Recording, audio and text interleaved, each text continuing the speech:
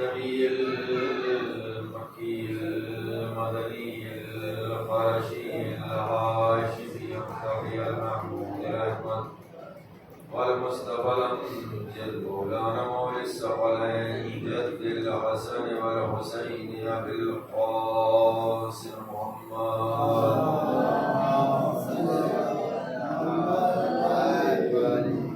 وعلى آل بيته الطيبين الطاهرين المعصومين المظلومين ولعنة الدائمة على أعدائهم أجمعين من الآن إلى قيام يوم الدين. أما بعد فقد قال رسول الله صلى الله عليه وآله وسلم: بسم الله الرحمن الرحيم. إني تارك فيكم الثقلين كتاب الله وعترتي وأهل بيتي ما إن تمسكتم بهما لن تضلوا بعدي ولن يفترقا حتى يرد علي الحوض.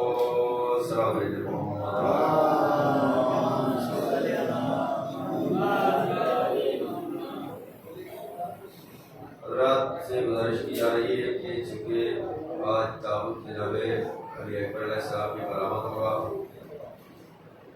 تو سب حضرات جلد از جلد امام بارگاہ میں تشریف لے آئیں تاکہ ظاہر سی بات ہے مجلس میں تاخیر نہ ہو. مجلس شروع ہو چکی ہے. حدیث ثقلین کے ذیل میں ہماری اور آپ کی یہ چھٹی گفتگو ہے. اس حدیث ثقلین کو حدیث نجات بھی کہتے ہیں کیونکہ رسول اکرم نے جو اس نسخہ بتایا ہے کہ میں تمہارے درمیان دو گرہ قدر چیزیں چھوڑ کر جا رہا ہوں. ایک کتاب خدا ہے اور دوسرے ہمارے اہل بیت ہیں. جب تک ان دونوں سے وابستہ رہو گے گمراہ نہیں ہوگے اور یہ دونوں بھی ایک دوسرے سے جدا نہیں ہوگے یہاں تک کہ حوض کوثر پر مجھ سے آ کر مل جائے. اسی ذہن میں گفتگو ہو رہی ہے کہ جو دو چیزیں رسول چھوڑ کے گئے ہیں،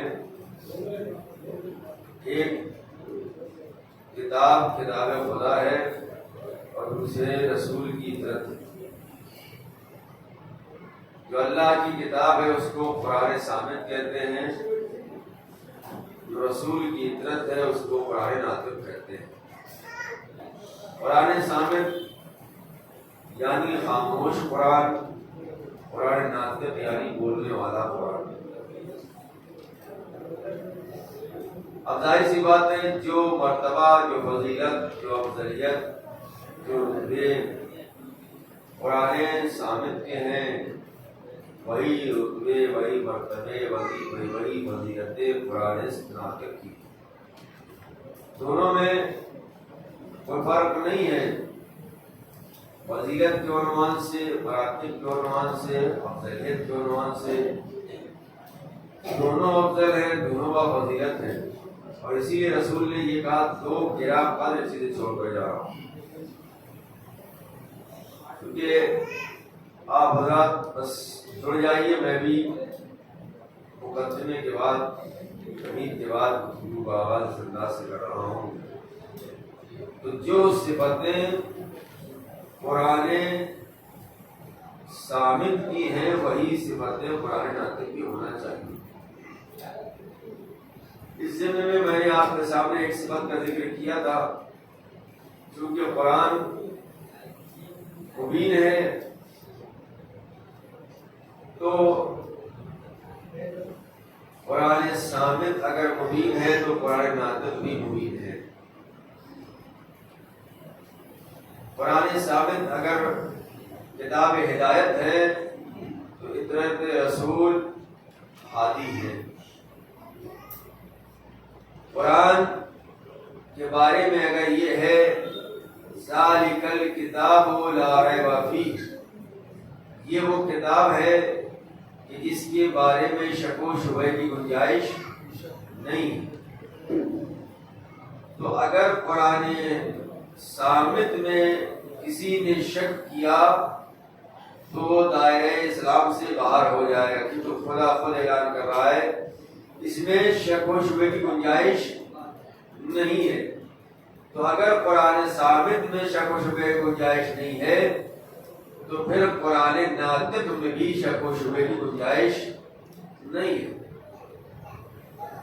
قرآن ثابت اترا ہے قلب پیغمبر پر، قرآن ثابت لے کے آئے ہیں جبرائیل امین، قرآن ثابت کو بھیجا ہے اللہ نے۔ ایک خاموش قرآن ثابت اور ناطق، میں دو دن سے مدارس میں بیان کر رہا ہوں۔ ثابت یعنی خاموش، یعنی قرآن مجید جو کتاب ہے، ناطق یعنی بولنے والا جو اہل بیت ہے۔ تو قرآن ثابت لائے ہیں جبرائیل امین، اترا ہے قلب پیغمبر پر، بھیجنے والا اللہ ہے، ٹھیک ہے۔ تو کیا کوئی مسلمان یا کوئی شخص یا کوئی انسان یہ بتا سکتا ہے کہ اس نے قرآن کو نازل ہوتے ہوئے دیکھا؟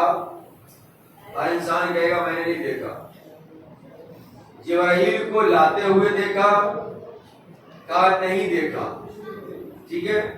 نہ قرآن کو لاتے ہوئے دیکھا، نہ قرآن کو قلب پیغمبر پر اترتے ہوئے دیکھا، لیکن پھر بھی یقین ہے، اعتماد ہے کہ قرآن رسول نے کہا کہ قرآن اس پر نازل ہوا، ہمیں یقین ہے، اعتقاد ہے، ٹھیک ہے۔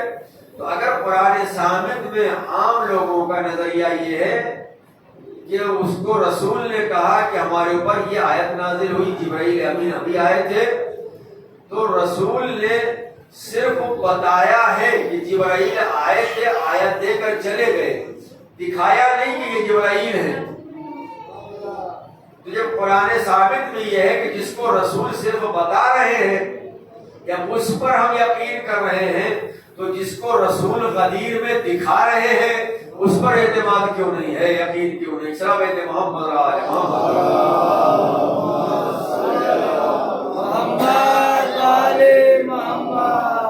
تو جو صفت قرآن ثابت کی ہے وہی صفت قرآن ناطق کی ہے۔ قرآن کو نازل ہوئے کتنے سال ہو گئے؟ 1400 سال کا عرصہ گزر گیا، ٹھیک ہے۔ کیا آج کوئی ایسا شخص ہے جو یہ کہے کہ یہ کتاب جو ہے ضعیف ہو گئی ہے، بڑھاپا آ گیا ہے اس کتاب پر، چونکہ 1400 سال پہلے نازل ہوئی تھی؟ قرآن ثابت کے بارے میں یہ نظریہ نہیں ہے کہ قرآن کے اوپر زمانے کا کوئی قرآن ثابت کے اوپر حالات اور زمانے کا کچھ اثر ہوگا۔ وہ جیسی آئی تھی آج بھی ویسے ہی ہے، اس پر بڑھاپا نہیں آتا، اس کے چہرے پر جھریاں نہیں پڑتی۔ تو جب قرآن ثابت کے نظریہ یہ ہے تو قرآن ناطق کے لیے بھی انسان پریشان کیوں ہوتا؟ تمہارے امام کب سے ہیں، وہ ضعیف ہو گئے ہوں گے، ان کے چہرے پر جھریاں پڑ گئی ہوں گی۔ بھائی یہ قرآن ثابت ہے، جو آیا تھا جیسے ویسے ہی ہے، تو قرآن ناطق کے بارے میں بھی تو نظریہ یہی رکھو کہ وہاں پر بھی بڑھاپا نہیں آئے گا، اس لیے کہ جو خالق قرآن ثابت کو باقی رکھ رہا ہے وہی خالق تو قرآن ناطق کو باقی رکھنے والا ہے۔ اسرائیل محمد آل محمد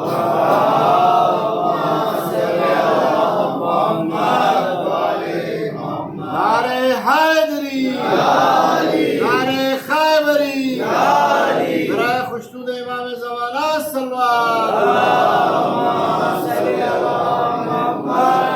علیہ وسلم۔ اچھا، جو جس چیز پر قرآن مثلا جس رحل پر قرآن رکھا جاتا ہے وہ لائق احترام ہے یا نہیں؟ ہم سب کا عقیدہ یہی ہے کہ جس چیز پر جس رحل پر قرآن رکھا جاتا ہے وہ لائق احترام ہے۔ قرآن کو جس جزدان میں رکھا جاتا ہے وہ کپڑے کا ہے، وہ لائق احترام ہے یا نہیں ہے؟ ہوتا یہ ہے کہ ہم لوگ قرآن ہم لوگ یہاں بیٹھے ہیں، اگر قرآن رحل پر رکھا ہے اور تو رحل کا بھی احترام کرتے ہیں، اور اگر قرآن جزدان کے اندر ہے تو اس کا بھی احترام کرتے ہیں۔ یہ قرآن کون ہے؟ قرآن ثابت ہے۔ اگر قرآن ثابت جس رحم پر رکھ دیا جائے وہ رحم محترم ہو جاتی ہے، جس جزدان کے اندر رکھ دیا جائے وہ جزدان محترم ہو جاتا ہے۔ کس لیے؟ اس لیے کہ یہ قرآن سے مس ہو گیا ہے، قرآن اس کے اوپر رکھا گیا ہے، اسی لیے تو احترام کرتے ہیں۔ تو اگر کپڑا قرآن سے مس ہو جائے تو وہ لائق احترام ہو جاتا ہے، اگر تعزیہ حسین سے مربوط ہو جائے، منسوب ہو جائے تو وہ بھی تو لائق احترام ہو سکتا ہے۔ اسلام بنت محمد آل محمد آگے جائے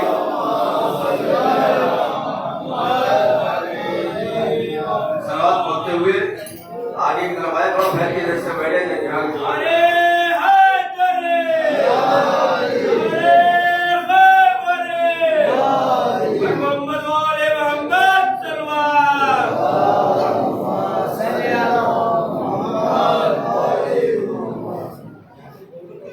اب وہ چیزیں میں وہ باتیں جو ہم سب کے لیے لازم اور ضروری ہے۔ باب فضائل میں نہیں مجھے پڑھنا تھا اور میں نے آپ کو پہنچ دیا، آپ سامنے پہنچ دیا۔ اب جو باتیں ہیں میں گزشتہ 2-3 مجلسوں مسلسل ان باتوں کا کسی نہ کسی طریقے سے ریپیٹیشن کر رہا ہوں، کیونکہ بہت سارے لوگ ایسے ہیں جو ان مجالس میں نہیں تھے، بہت سارے لوگ ایسے ہیں جو مجالس سے تھے، یہاں پہ بھی ہیں، جو ہیں ان سے معذرت ہے، جو نہیں تھے ان کے لیے یہ بہت مفید چیز ہے جو میں باتیں آپ کرنے جا رہا ہوں آپ سے۔ میں نے کل بھی آپ سے یہ بات کہی تھی کہ دیکھیے مجلسوں میں فرش ادا پر آپ آ رہے ہیں تو کسی لالچ سے مت آئیے، کسی غرض سے نہ آئیے، بلکہ مجلسوں میں آئیے تو صرف حسین کے لیے آئیے۔ میں گزشتہ 2 مجلسوں میں اس بات کو کہہ چکا ہوں، پھر ریپیٹ کر رہا ہوں، یہاں نہیں کہا کہ یہ محلے میں جو مجلس میں وہاں میں عرض کیا ہے کہ مجلسوں میں کسی لالچ سے مت آئیے، کسی غرض سے مت آئیے، حتیٰ کہ مجلسوں میں آتے ہیں لوگ، بہت سارے لوگ آتے ہیں ان سے مجلسوں میں کیوں آئے کہ ہمارا کیا کریں، ہمارا بچہ بیمار ہے، ہم شفا لینے کے لیے آئے، ہے نا، مجلس میں آئیں گے ثواب بھی ملے گا، شفا بھی ملے گی۔ تو مجھے بتائیے جو آدمی شفا لینے کے لیے آ رہا ہے، جو پریشان حال ہے، پریشانی کو دور کرنے کے لیے آ رہا ہے کہ مولا سے مانگے پریشانی دور ہو جائے گی، یہ بتائیے جو مجلسوں میں آ رہا ہے، فرش ادا پر آ رہا ہے، امام بارگاہوں میں آ رہا ہے، یہ حسین کے لیے آ رہا ہے یا اپنے لیے آ رہا ہے؟ بھائی شفا لینا ہے انسان کو، شفا مریض ہے کوئی، شفا مانگنے کے لیے آ رہا ہے، کس کے لیے آ رہا ہے؟ اپنے لیے آ رہا ہے نا، حسین کے لیے تو نہیں آ رہا ہے۔ مجلسوں میں فرش ادا پر آؤ تو صرف نیت حسین کی ہونا چاہیے کہ ہم حسین کے لیے آ رہے ہیں۔ اب میں ایک مثال دوں گا جو میں نے مجلسوں میں دی ہے، جب حسین کے لیے آؤ گے تو چونکہ حسین کو اللہ نے اختیارات دیے ہیں، جب خالص نیت کے ساتھ آؤ گے حسین وہ سب کچھ عطا کر دے گا جو تمہیں چاہیے، ٹھیک ہے؟ بات پہنچ گئی نا؟ اب اس کے ضمن میں جو میں چھوٹا سا واقعہ عرض کر رہا ہوں اس سے اپنی بات کو بدل کروں اور آپ تک بات جو ہے بالکل پہنچ جائے گی، ذہنوں سے قریب ہو جائے گی۔ یعنی فرش اعلیٰ پر اگر ہم آ رہے ہیں تو بغیر کسی لالچ کے آئیں، بغیر کسی غرض کے آئیں، بغیر کسی آرزو کے آئیں۔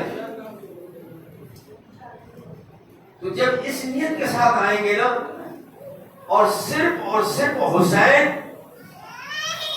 یا اہل بیت اطہار کی محبت میں آئیں، بس جب یہ نیت ہوگی تو حسین کیا دے گا ہم سمجھ بھی نہیں سکتے، کب دے گا اس کو معلوم ہے نا، مولا حسین کو معلوم ہے، عطا کریں گے، لیکن آپ آئیں تو کوئی لالچ لے کے نہ آئیں۔ میں ایک مثال دیتا ہوں، ایک بادشاہ ہے، اس کے بہت سارے باغات ہیں، بہت توجہ سنیے گا، بہت سارے باغات ہیں۔ ایک دن اس نے اپنا تخت جو ہے باغ میں لگوا دیا، کرسیاں لگوا دی، بیٹھ گیا، اپنے کارندوں سے کہا، نوکروں سے کہا اس شہر میں پورا اعلان کر دو کہ جس کو جو پھل چاہیے وہ باغ میں آئے اور لے کے چلا جائے، کوئی پیسہ نہیں لگے گا۔ یہ اعلان کر دیا گیا تھا۔ اب لوگ آ رہے ہیں، بھیڑ آ رہی ہے، پوری بھیڑ آ رہی ہے۔ جا رہے بادشاہ کے پاس، بادشاہ کو سلام کر رہے مگر دیکھ پھلوں کی طرف رہے. بادشاہ بھی سمجھ رہا ہے یہ مجھ سے ملنے تھوڑی آئے ہیں. بہت توجہ رکھیے گا. پھلوں کی طرف دیکھ رہے، سلام کر رہے یعنی ہاتھ جھک رہا ہے، سر جھک رہا ہے بادشاہ کی طرف، لیکن نگاہیں کہاں ہیں؟ کیا کوئی یہ سن چاہیے، مطلب یہ پھل چاہیے، اس درخت کے پھل اچھے لگ رہے ہیں، ٹھیک ہے نا. آتے گئے بادشاہ دیتا گیا، جاتے گئے لوگ. لیکن ان اتنی ساری بھیڑ میں ایک شخص آیا. اس نے بادشاہ نے جو اعلان کیا تھا اس نے پھلوں کی طرف نہیں دیکھا بھی نہیں. آیا اور آنے کے بعد سیدھے بادشاہ کے پاس گیا، سلام کیا، وہیں بیٹھ گیا. بادشاہ نے پوچھا تمہیں کیا چاہیے؟ کہا مجھے کچھ نہیں چاہیے. کہا پھر آئے کیوں ہو؟ کہا مجھے آپ کے کمالات سے محبت ہے. آپ کے اندر جو خوبیاں پائی جاتی ہیں ہمیں ان سے محبت ہے. ہمیں پھل نہیں چاہیے، ہم آپ سے محبت کرتے ہیں اس لیے آپ کے پاس آئے. بات بول گئی نا، ہم آپ سے محبت کرتے ہیں اس لیے ہم آئے. دنیا سجدہ کرتی ہے جنت کی لالچ میں، نمازیں پڑھتی جنت کی لالچ میں، روزہ رکھتی جنت کی لالچ میں، زکات دیتی جنت کی لالچ میں، خیرات کرتی جنت کی لالچ میں. اللہ کی عبادت جو کر رہی دنیا وہ سب لالچ میں کر رہی ہے. بھائی کوئی جنت کی لالچ میں کر رہا ہے نا، کوئی حوروں کی لالچ میں کر رہا ہے نا، کوئی غیبان کی لالچ میں کر رہا ہے. لیکن کائنات میں دنیا میں اہل بیت کے علاوہ کوئی ہے ہی نہیں جس نے عبادت کیوں بغیر لالچ کے. لیکن اہل بیت وہ ہستیاں ہیں جنہوں نے اللہ کی عبادت کی ہے اس لیے کہ اللہ لائق عبادت تھا. ٹھیک ہے نا. اب وہ مثال کو اس سے منطبق کیجئے. دنیا آئی اللہ کے قریب کس لیے؟ لالچ کی بنیاد پر. کس لیے؟ جنت کے لیے. کس لیے؟ حوروں کے لیے. کس لیے؟ غلمان کے لیے. کس لیے؟ یہی سب چاہیے نا. آئی دنیا. لیکن اہل بیت جب اللہ کے پاس اللہ کی بات کی تو مولا نے کیا فرمایا؟ میں نے جہنم کے خوف سجدہ نہیں کیا ہے، جنت کی لالچ میں سجدہ نہیں کیا ہے، بلکہ تو لائق عبادت ہے اس لیے سجدہ کیا ہے. ابھی پوری مثال منطبق ہو گئی. اب نتیجہ میں دے رہا ہوں. جب وہ بادشاہ کے پاس وہ شخص آیا تھا بغیر کسی لالچ کے، بغیر کسی غرض کے، محبت میں آیا تھا. اب بادشاہ بھی خوش ہو جائے گا ایسے شخص سے، کیونکہ یہ صرف میری محبت میں آیا ہے. اب وہ کیا کرے گا بادشاہ؟ لوگ لے کے چلے گئے، لیکن اس کے لیے کیا کرے گا؟ نوکروں کو حکم دے گا بھائی دیکھو اس کو جو چاہیے وہ دے دو. اور اس کو ہم یہ بھی اختیار دیتے ہیں کہ یہ جس کو جو چاہے جتنا چاہے دے دے. کیوں؟ اس لیے کہ یہ بغیر لالچ کے آیا ہے، یہ میری محبت میں آیا ہے. تو اہل بیت اللہ کی بات اس لیے کرے چونکہ اللہ اس لائق ہے، اللہ سے ان کو محبت ہے. اور دنیا آ رہی ہے لالچ میں تو اللہ نے جو لالچ میں آئے دے تو ان کو بھی رہا ہے، لیکن اہل بیت کو پورا اختیار دے دیا. آپ جس کو چاہیں جنت دے دیں، جس کو چاہے حوریں دے دیں، جس کو چاہے غلمان دے دیں، یہ آپ کے قبضہ قدرت میں ہے. اور اللہ نے ایسا اختیار دیا، ایسا اختیار دیا، ایسا اختیار دیا کہ اگر فاطمہ یہ کہہ دے تمہارے کپڑے درزی کے یہاں ہیں تو حضرت رضوان جنت درزی بن کے آتا ہے. یہ اختیار ہے. کیوں؟ اس لیے کہ انہوں نے جو عبادتیں کی ہیں وہ لالچ کی بنیاد پر نہیں کی ہیں، غرض کی بنیاد پر نہیں کی ہیں، بلکہ اللہ عبادت کے لائق تھا اس لیے عبادت کی ہے. اس طرح بیت محمد اور آل محمد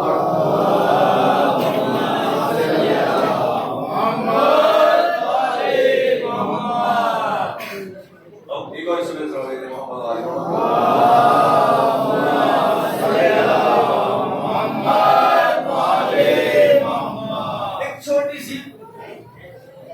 مختصر سی گفتگو، چھوٹی سی ہے لیکن بہت قیمتی ہے. اہل بیت کی محبت اتنی قیمتی ہے کہ اہل بیت کا چاہنے والا، اہل بیت سے محبت کرنے والا، اہل بیت کی محبت کا کبھی سودا نہیں کرتا. دنیا چاہے جتنی دولت لا کے دے دے اور یہ کہے جو سچا اہل بیت کا محب ہے کہ میں تمہیں یہ دولت دے رہا ہوں، میں ثروت دے رہا ہوں، تم اہل بیت کی محبت چھوڑ دو. سچا محب غربت کی زندگی برداشت کر لے گا، فاقوں میں رہنا برداشت کر لے گا، لیکن اہل بیت کی محبت کو فروخت نہیں کر سکتا، بیچ نہیں سکتا. اب آپ دیکھیں ایک شخص مولا کو خواب میں دیکھتا ہے، امام کو خواب میں دیکھتا ہے اور کہتا ہے کہ مولا میں بہت پریشان ہوں، مالی اعتبار سے میں بہت مشکلات میں گھرا ہوا ہوں. تو امام نے کیا کیا؟ امام نے اس کو ہیرے جواہرات موتی بہت ساری چیزیں دے دی.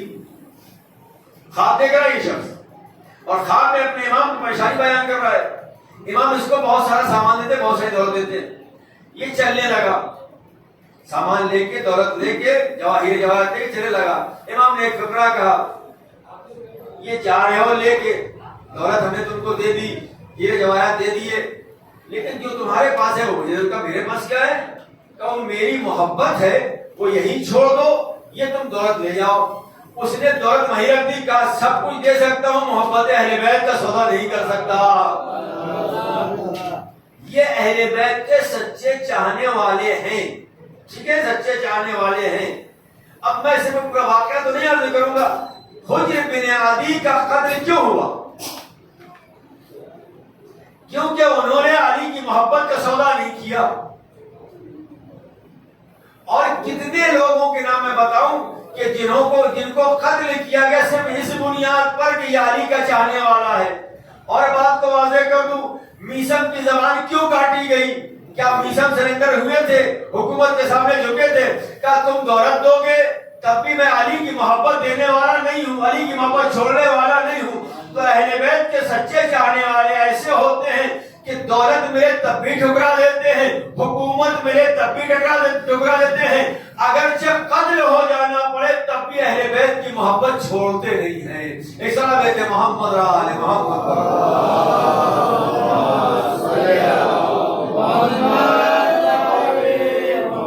بس ہمیں پتا ہے کہ مجھے تیار کرنا تھا, میں نے اعلان بھی کیا کہ مومنین تشریف لائے جلدی سے, کیونکہ تابوت برآمد ہوگا اس مجلس کے بعد.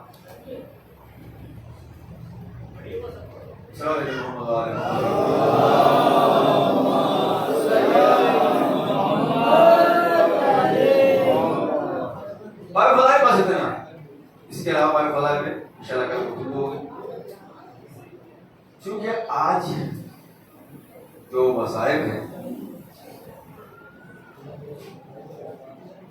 دل پھٹ جاتا ہے. آج کی جو مسائل بیان ہوں گے جو آپ سنیں گے, یہ شہزادے علی اکبر کے مسائل ابھی تابوت ہی برآمد ہوگا.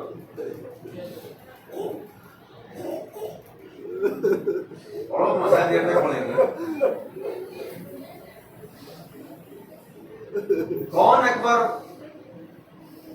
اب میں تھوڑی سی ولادت کے حوالے سے گفتگو کروں, میں اس سے پہلے میں دو تین جملے جناب علی اکبر کے حوالے سے عرض کر دوں آپ کی خدمت میں.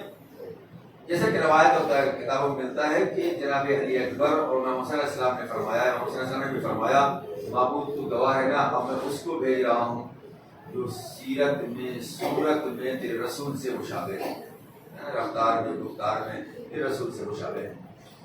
یہ کربلا میں امام حسین علیہ السلام کا جملہ ہے.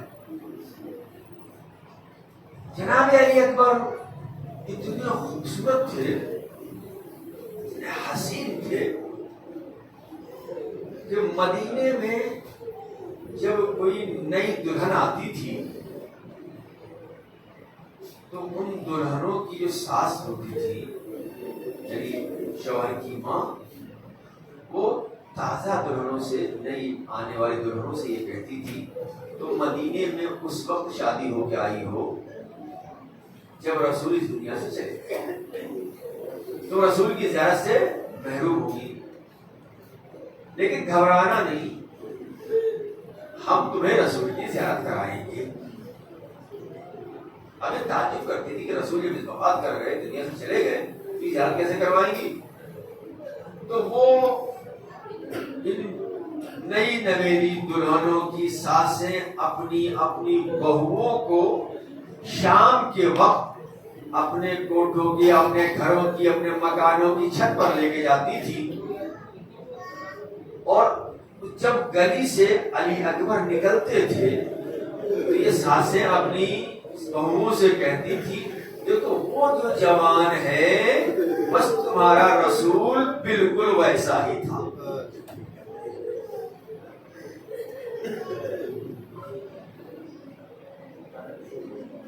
آج کی جو مسائل ہے نا، گھٹ گھٹ کے مت رونا، اس لیے کہ یہی تو کہا جاتا ہے نا، سیدہ یہی تو چاہتی ہے گھٹ گھٹ کے مت رو، ایسے ہو جیسے کسی ضعیف ماں کا جوان بیٹا مر گیا، اور آج تم کڑھیل جوان کے مسائل پڑھے جائیں گے نا،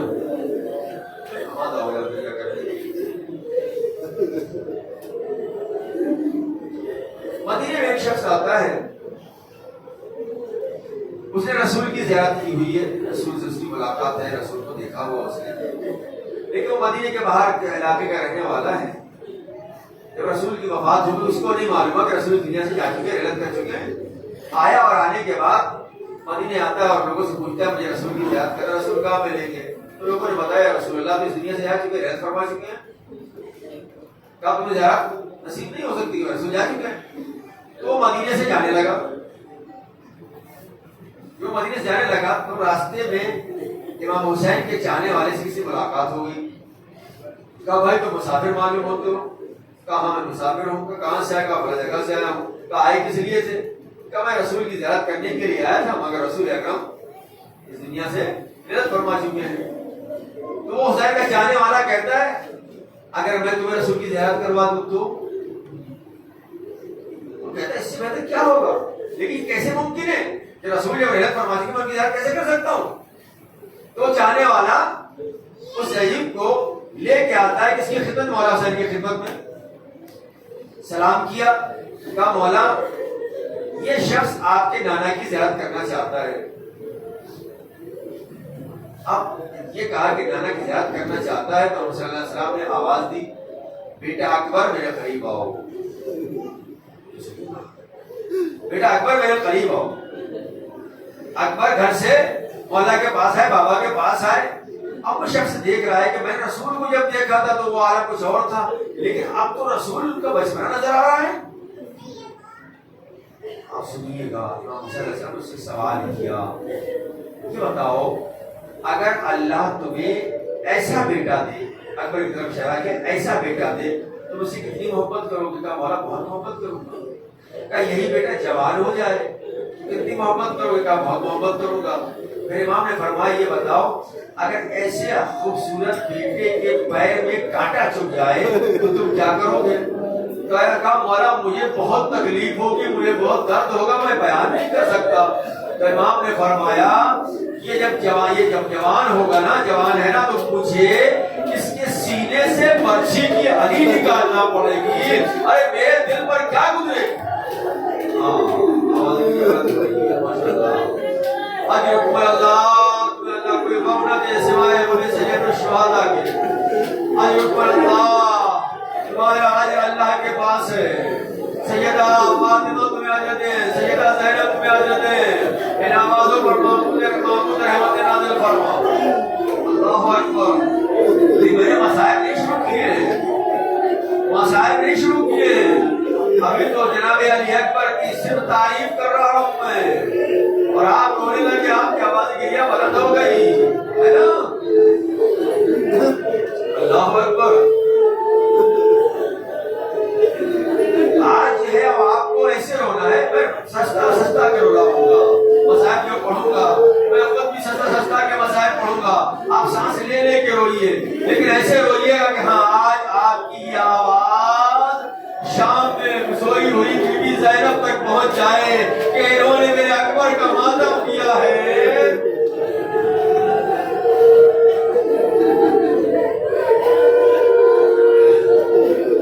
اللہ اکبر۔ اجرکم اللہ، اجرکم اللہ۔ جب اکبر پیدا ہوئے، اب میں پوری روایت نہیں جاؤں گا، پیچھے نہیں جاؤں گا، جب اکبر پیدا ہوئے نا، مولا نے اعلان عام کر دیا جو میرے بیٹے کی مبارکباد دینے کے لیے آئے گا میں اس کو جو مانگے گا وہ انعام دوں گا۔ لوگ آنے لگے، مولا اکبر کی رات مبارک ہو، مولا بیٹا مبارک ہو، مولا بیٹا مبارک ہو۔ آخر میں بہنیں آتی ہیں، بھیا بیٹا مبارک ہو۔ امام نے مبارکباد دی۔ اب علماء بیان کرتے ہیں کہ مولا جو مبارکباد دینے کے لیے آ رہا تھا، مولا ایک گفٹ اٹھاتے، تحفہ اٹھاتے تو اس کو دے دیتے تھے، وہ خوش ہو کے چلا جاتا تھا۔ سب سے آخر میں جناب زینب اولیاء مقام آتی ہے، کہتی ہے بھیا اکبر مبارک ہو، بیٹا مبارک ہو۔ امام نے کہا بہن تم کو بھی مبارک ہو، انشاءاللہ مسام کو دے دیا کرو، مبارک ہو۔ ایک مرتبہ امام نے داہنی طرف دیکھا، بائیں طرف دیکھا، جتنے تحفے تھے سب ختم ہو چکے تھے۔ امام نے فرمایا میری ماں جائی زینب اس وقت آئی ہو جب میرے پاس دینے کے لیے کچھ بھی نہیں بچا، تحفے میں سب ختم ہو گیا۔ جناب زینب فرماتی بھیا ماں جائے حسین مجھے ہماری دنیا سے کوئی تحفہ نہیں چاہیے، یا پھر کیا چاہیے؟ کہے میرے ماں جائے جس کو تم بعد از خدا اور رسول سب سے زیادہ دوست رکھتے ہو مجھے وہ چاہیے۔ حسین مقصد سمجھ گئے، بہن کا ہاتھ پکڑو، گھر میں آئے، اس حجرے میں گئے جہاں لیلا اکبر کو جھولا جھلا رہی تھی۔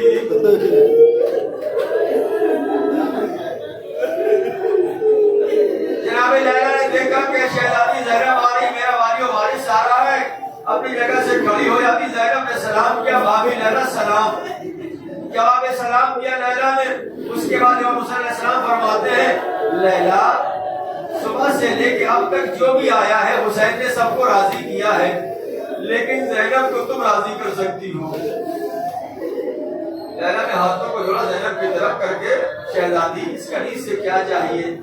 جناب زینب فرماتی بھابھی جان جو آپ کو بعد از خدا اور رسول سب سے زیادہ عزیز ہو مجھے وہ تحفہ دے دیجیے۔ ایک مرتبہ لیلا سمجھ گئی کہ زینب کا مقصد کیا ہے۔ لیلا نے حسین کے چہرے کو دیکھا، گہوارے میں لیٹے ہوئے اکبر کو دیکھا، ایک مرتبہ جھکی گہوارے سے اکبر کو اٹھایا، زینب کی آغوش میں دے دیا۔ ارے علماء یہی پڑھتے زینب نے فقرہ کہا ارے میں جب اس کو واپس کروں گی تو دو امانتیں میں بھی دوں گی، اکبر کو خالی واپس نہیں کروں گی۔ یہی وجہ ہے کہ جب اکبر کو حسین کو واپس کیا ہے لیلا کو تو آنو محمد پہلے قتل ہوئے، پہلے شہید ہوئے، اکبر بعد میں شہید ہوا۔ اللہ اکبر۔ اب کیا آواز دنیا بلند ہے، اللہ ان آوازوں پر رحمت نازل فرمائے۔ آج آپ اس کا ماتم کرو گے جس کو حسین بہت زیادہ چاہتے تھے نا۔ سجاد سے یہی تو کہا نا بیٹا سجاد اکبر کو شہادت کے بعد بھی مجھ سے جدا نہ کرنا، ارے اکبر کو میرے قریب رکھنا۔ یہی وجہ ہے کہ حسین کے قریب اکبر دفن کیے گئے ہیں۔ کتنا چاہتا تھا، اللہ اکبر، اکبر کتنا عزیز تھا حسین کو، کتنا عزیز تھا حسین کو۔ بس کربلا ہم آ گئے نا، پیچھے ہم نہیں جاتے۔ جب سب شہید ہو گئے بعض روایتیں کہتی ہیں کہ جناب عباس سے پہلے علی اکبر شہید ہوئے، بعض روایتیں کہتی ہیں عباس کے بعد علی اکبر شہید ہوئے، اس سے بحث نہیں۔ لیکن اب جناب علی اکبر جب سب شہید ہو گئے، جناب علی اصغر باقی ہے، تو جناب علی اکبر اپنے بابا کی خدمت میں آتے ہیں، فرماتے ہیں بابا مجھے بھی کسی نے جہاد دیجیے۔ امام وقت ہیں مولا حسین، مولا کا معلوم ہے کہ اکبر جہاد کے لیے آئے ہیں، جہاد واجب ہے، امام نے یاد دے دی۔ اور ایک فقرہ کہا بیٹا پہلے بھوپی سے یاد لے لو، پہلے ماں سے یاد لے لو۔ آپ کیسے سنو گے مجھے نہیں معلوم ہے، بس یہاں سے میں مسائل پڑھ رہا ہوں، سمجھ لیجیے آپ۔ اکبر خیمے میں گئے، تاریخ کہتی ہے بھوپی کے خیمے میں گئے، جانے کے بعد بھوپی کے زانوں پر اپنا سر رکھا اور اکبر لیٹ گئے۔ آواز دی اے بھوپی اماں آج اکبر پر ایک مشکل آ رہی ہے، اور آپ کو معلوم ہے جب بھی اکبر پر کوئی مشکل آیا ہے مشکل کشا کی بیٹی کے پاس آیا ہے اکبر۔ میرا فرماتی بیٹا کیا مشکلات پڑی ہے؟ کہا بھوپی اماں اتنا بتا دیجیے کہ مرتبے میں آپ افضل ہے یا دادی سیدہ افضل ہے؟ جگہ فرماتی دادی سیدہ افضل ہے۔ اکبر نے کہا بس بھوپی اماں اپنے لال کو دادی کے لال پر قربان ہونے کی یاد دے دو۔ ابھی مساب ہو گئی انشاءاللہ، اجر پر اللہ، اجر پر اللہ۔ لوگ بھوپی نے یاد دے دیا، کیسے نہیں مجھے نہیں معلوم۔ ایک مرتبہ اکبر اٹھا، بعد ماں کے خیمے کے قریب پہنچے اکبر، آواز دی اماں تیرا لال اکبر آیا ہے، ارے لیلا مصلی پر ہے، آواز دیتی بیٹا اکبر خیمے میں آ جاؤ۔ اکبر خیمے میں گئے، جیسے زینب کے پاس لیٹے تھے نا سر کو زانو پہ رکھ کے، ویسے ہی ماں کے زانو پر اپنا سر رکھا لیٹ گئے۔ جو سوال زینب سے کیا تھا وہی سوال ماں سے کیا، مگر اس سے پہلے ایک چیز کہی اکبر نے، اماں میں نے آج تک آپ سے کچھ مانگا نہیں، مگر آج اکبر کچھ مانگنے آیا ہے۔ ماں کہتی ہے بیٹا اکبر وہ چیز نہ مانگنا جو تیری ماں تجھے دے نہ سکے۔ اکبر وہی سوال دہرایا۔ لیلا کہتی ہے اسے لیتا افضل ہے، بس اکبر کہتے ہیں اپنے لال کو زہرا کے لال پر قربان ہونے کے آتے دو۔ اب کیسے سنو گے مجھے نہیں معلوم، یہ وہ مصائب ہیں کہ انسان سروں کو دیواروں سے ٹکرا کے مر جاتا ہے۔ مصائب صرف رو لینے کا نام نہیں کر رہا کہ وہ مصائب ہے کہ انسان مر جاتا ہے، وہ مصائب ہے عزیزوں۔ ایک مرتبہ اکبر کو یاد جب ملی، اب تاریخ لکھتی علماء پڑھتے ہیں، ایک مرتبہ اکبر اٹھے خیمے سے باہر نکلے، کسی خیمے سے باہر نکلے، قصہ کہتی میں نے دیکھا لیلا کھڑی ہوئی۔ جب لیلا کھڑی ہوئی ایک مرتبہ دائنی طرف ہاتھ مارتی ہے، ایک مرتبہ بائیں طرف ہاتھ مارتی ہے، قصہ کہتی ہے لیلا تم کیا ڈھونڈ رہی ہو؟ اکبر تو چلا گیا۔ لیلا کہتی ہے اما قصہ مجھے خیمے کا دروازہ نظر نہیں آتا، ارے میرا اکبر چلا گیا، میری آنکھوں کی بینائی چلی گئی۔ جزاکم اللہ، جزاکم اللہ، خدا تمہیں کوئی غم نہ دے، تمہارے جوان سلامت رہے، تمہارے بچے سلامت رہے، حق کی ادا کرنا ہے تمہیں، عزیزو حق کی ادا کرنا ہے تمہیں۔ اللہ اکبر، اکبر گیا، باقی آنکھوں کی بینائی چلی گئی۔ گھٹ گھٹ کے نہ رونا، گھٹ گھٹ کے نہ رونا، گھٹ گھٹ کے نہ رونا، اس لیے کہ تم حسین کے لال کا ماتم کر رہے ہو نا، حسین کے لال پر کریا کر رہے ہو نا، حسین کے لال پر رو رہے ہو نا۔ عزیزو اکبر چلا گیا۔ اب تاریخ کہتی ہے اکبر جب جا رہے دفتر کی طرف، حمید بن مسلم کہتا ہے خیمے کا پردہ اٹھتا ہے پھر گر جاتا ہے، خیمے کا پردہ اٹھتا ہے پھر گر جاتا ہے، خیمے کا پردہ اٹھتا ہے پھر گر جاتا ہے۔ ایک مرتبہ حمید بن مسلم کہتا ہے ایسا لگتا ہے جیسے کسی گھر سے جنازہ نکلتا ہو جوان کا۔ اور اکبر جب نکلنا چاہتا تھا کبھی زینب نکل جاتی تھی، کبھی لیلا نکل جاتی تھی، کبھی اکبر کی بہن سکینہ نکل جاتی تھی۔ اے بھائی اکبر، اے ہمیں کس کے سائے میں چھوڑ کے جا رہے ہو؟ جزاکم اللہ، جزاکم اللہ، اللہ کوئی غم نہ دے سوائے ہمیں سید الشہداء کے۔ عزیزو اکبر اجازت لیتے ہیں، اپنی مقتل کی روایات نہیں پڑھ سکتا میں۔ حسین نے اکبر کو گھوڑے پر سوار کیا، اکبر مقتل کی طرف چل رہے ہیں، گھوڑا آہستہ آہستہ چل رہا ہے، حسین آہستہ آہستہ چل رہے ہیں، گھوڑا اور تیز ہوا، حسین بھی تیز چلنے لگے۔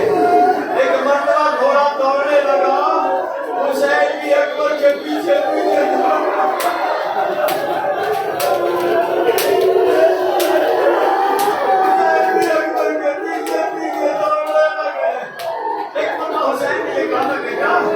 جب تک سامنا رہے فوٹو کا دیکھتے رہنا، ایک بڑا کسی اکبر روڑے تو کیا دیکھا، ارے پورا باپ ہے جو پیچھے پیچھے آ رہا ہے، اکبر فوراً گھوڑے سے اترے، بابا آپ نے تو مجھے رخصت کر دیا تھا۔ ایک بڑا حسین کہتے بیٹا اکبر اگر تم سائے میں آنا تو تو معلوم ہوتا کہ باپ کے دل میں آنا کی کیا محبت ہوتے۔ اللہ تمہاری ماں بچوں کو سلامت رکھے، تمہارے بیٹوں کو سلامت رکھے، تمہاری اولاد کو سلامت رکھے۔ اکبر کے صدقے میں، اکبر کے جو بہن ہے عزیزوں نے شاد نہیں پڑھا، جو اکبر مقتل میں گئے جب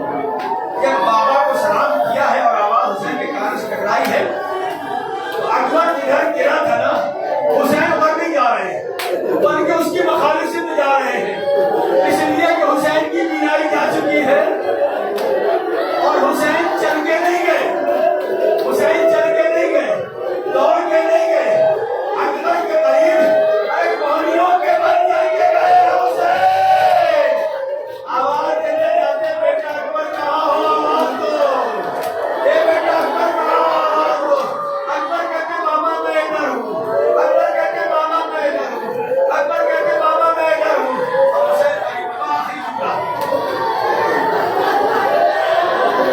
آخری جملہ اس وقت کر رہا ہوں، بابا میں ادھر ہوں، حسین اکبر کے قریب پہنچے، ہاتھ سینے پہ ہے، اکبر کے بیٹا اکبر اس سینے پہ ہاتھ کیوں ہے؟ کہا بابا سینے میں برچھی کی علی ٹوٹ گئی ہے، حسین نے آسمانوں کو انگلیوں کو برچھی کی علی کے جو پھل تھا، برچھی کا پھل تھا اس میں پھنسایا اور چاہتے یہ ہے کہ نکالے، ایک پتہ ایسا لگا کہ اکبر کا جناب اکبر کا جس ہل رہا ہے چھوڑ دیا، دوسری مرتبہ پھر برچھی کی علی کو پکڑا، پھر نکالنا چاہا، ایک مرتبہ یہ سمجھا حسین کہ اکبر کا جسم لگ رہا ہے چھوڑ دیا، تیسری مرتبہ حسین نے برچھی کی علی کو پکڑا، اکبر سمجھ گئے اور کہتے بابا میں نہیں ہل رہا ہوں، ارے زمین کربلا کو دبا گیا ہے،